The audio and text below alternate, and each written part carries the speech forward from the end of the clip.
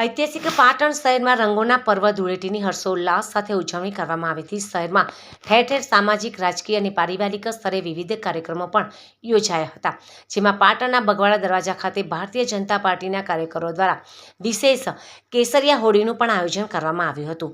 પાટણ શહેર ભાજપના પૂર્વ પ્રમુખ કિશોર મહેશ્વરીની વિશેષ ઉપસ્થિતિ અને આગેવાનીમાં ભાજપના કાર્યકરો મોટી સંખ્યામાં એકઠા થયા હતા।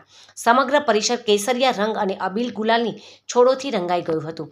કાર્યક્રમમાં ડીજેના તાલે દેશભક્તિ અને ઉત્સવના ગીતો પર કાર્યકરો મન મૂકીને ઝૂમી ઉઠ્યા હતા।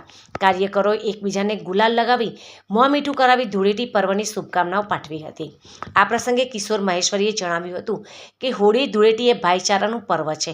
પાટણની જનતા હંમેશા ઉત્સવપ્રિય રહી છે અને ભાજપ પરિવારના સૌ સભ્યો સાથે મળીને આ પર્વની પરંપરાગત રીતે ઉજવણી કરે છે।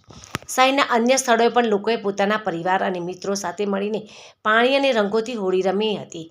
બગવાડા ખાતેના આ કાર્યક્રમમાં ભાજપના વિવિધ મોરચાના હોદ્દેદારો અને સક્રિય કાર્યકરોએ હાજર રહીને ઉત્સવની રંગત વધારી હતી।